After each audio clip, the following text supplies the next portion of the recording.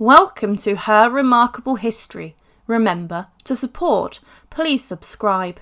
The tragic death and painful funeral of Catherine of Aragon. Catherine of Aragon today is most famously known for the fact she was first wife of Henry VIII. However, she was much more than just a Queen Consort. She was a remarkable woman who helped to lead the English army when her husband was away. And she was a woman wronged by her husband. Henry VIII's wandering eye and obsession to have a male heir ultimately led to her downfall, and she's a figure who many feel rather sorry for. After Catherine's death, the people of England were plunged into mourning for the woman they deemed to be the rightful queen and legitimate queen, and she was greatly respected by the population. Today we look at the tragic death and painful funeral of Catherine of Aragon. And remember to support our channel. Please make sure to subscribe. Throughout her life, Catherine of Aragon was a well-respected and reserved member of the Tudor aristocracy. Her first marriage to Prince Arthur was short-lived. However, she is mostly remembered for her marriage to Henry VIII. Marrying the notorious monarch in 1509, Henry initially greatly respected the Spanish princess, and the early years of their marriage were considered happy, with the royal couple having a daughter who would later go on to become queen herself, Mary I, who has been known in history as Bloody Mary. However, by 1525, the king had developed a strong infatuation with another woman at court that would rip England apart and begin one of the most significant changes ever brought to the country. Due to his obsession with Anne Boleyn, Henry was forced to look for a way out of his first marriage. The Pope refused to annul the marriage between the sovereign and Catherine of Aragon, and for this Henry decided to break from Rome, assuming supremacy over the Church of England. With this in 1533, it was then declared that the marriage between Catherine and Henry was invalid, with it being declared unlawful as Catherine had previously been married to Henry's brother Arthur. Now, before the king's second marriage to Anne Boleyn, Catherine lived in many different palaces, where she lived out the rest of her life. She regularly referred to herself as England's only rightful queen, and her servants continued to call her this. She had been given the title the Dowager Princess of Wales, but this was nothing for the once great Catherine. Her final home was Kimbolton Castle, and she was eventually transferred here, keeping herself in one room and living a rather simple life. Here she was banned from seeing her daughter Mary, and was also banned from communicating to her. In the December of 1535, Catherine made her will, realising that her death was soon on the horizon, and she wrote to her ex-husband, the king, one final time. She stated, "My most dear lord, king and husband, the hour of my death now drawing on, the tender love I owe you forceth me, my case being such, to commend myself to you, and to put in remembrance with a few words of the health and safeguard of your soul, which you ought to prefer before all worldly matters. For the rest I commend unto you our daughter Mary, beseeching you to be a good father unto her. For all my other servants I solicit the wages due them and a year more, lest they be unprovided for. Lastly, I make this vow, that mine eyes desire you above all things." At Kimbolton Castle, on January 7th, 1536, Catherine of Aragon then died. Upon hearing of his former wife's death, Henry VIII distastefully celebrated her passing, and according to Eustace Chapuis, wore yellow garments, garishly beaming about the sombre news. This move was seen as rather vulgar, but some have interpreted it as possibly the king wearing the Spanish colour of mourning.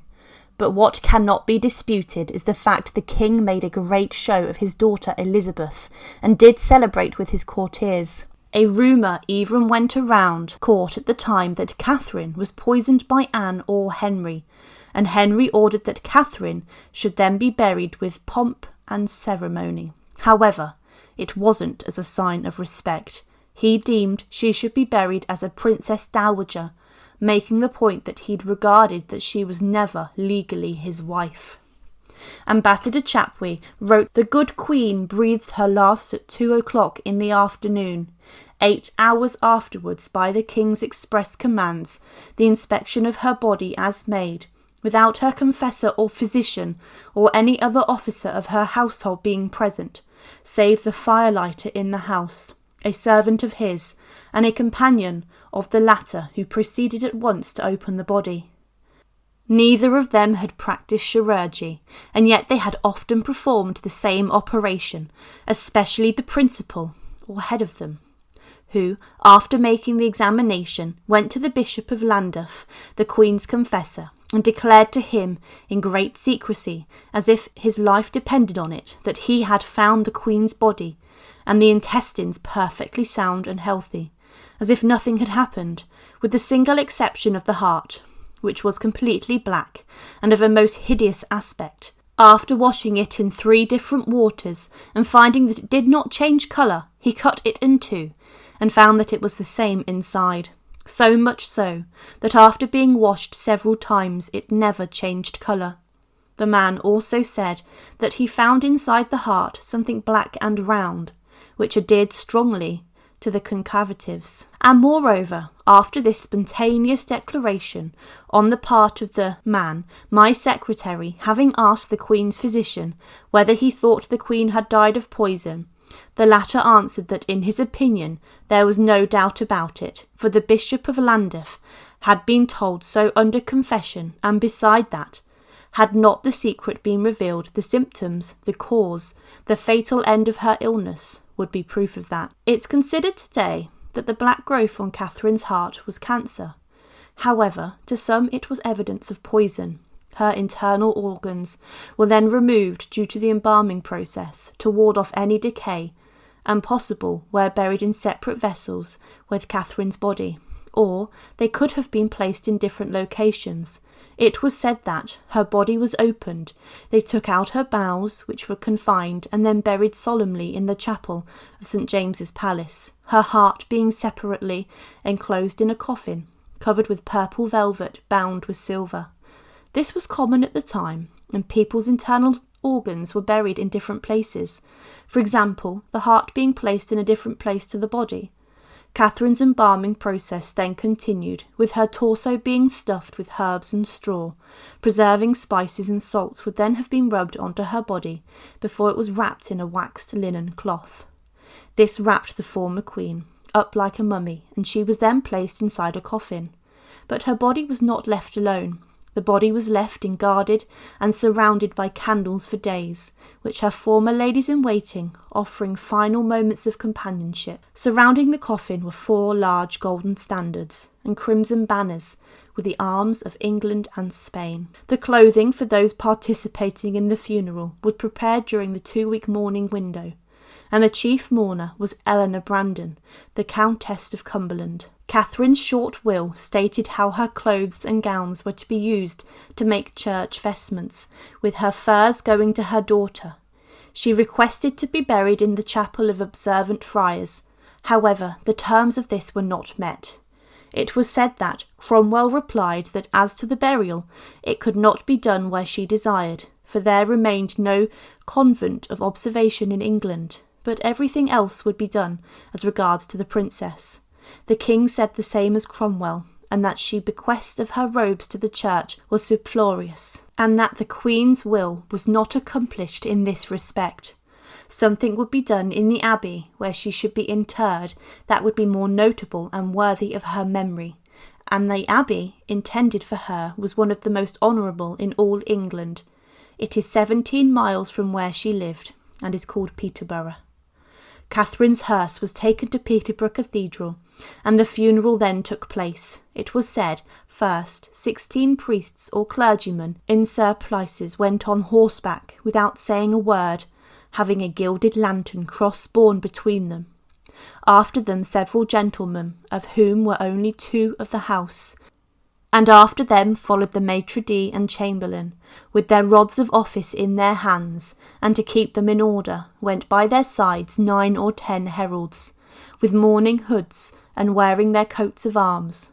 After them followed 50 servants of the as-forged gentleman, bearing torches and batons, which lasted but a short time, and in the middle of them was a drawn waggon, upon which the body was drawn by 6 horses, all covered with black cloth to the ground. The said waggon was covered with black velvet, in the midst of which was a great silver cross, and within, as one looked upon the corpse, was stretched a cloth of gold frieze, with a cross of crimson velvet. And before and behind the said waggon stood 2 gentlemen ushers, with mourning hoods looking into the waggon, round which then said 4 banners were carried by 4 heralds, and the standards with the representations by 4 gentlemen. Then followed 7 ladies, as chief mourners upon hackneys, that of the first being harnessed with black velvet, and the others with black cloth. After which ladies followed the waggon of the Queen's gentlemen, and after them on hackney came 9 ladies, wives of knights. Then followed the waggon of the Queen's chambermaids, then her maids to the number of 36, and in their wake followed certain servants on horseback. The hearse rested inside the cathedral for 3 days, with it being surrounded by 1,000 burning candles. Shortly before her coffin was interred into the floor below, a final mass was said, and Catherine of Aragon was finally laid to rest inside the floor of Peterborough Cathedral. It seems that Henry did not want to create an exuberant tomb for her, and it was never very elaborate. However, unlike many churches in England, her tomb was left during the dissolution of monasteries, as was Peterborough Cathedral. Today's visitors still flock to see Catherine of Aragon's tomb, and it is surrounded at all times with flowers and pomegranates.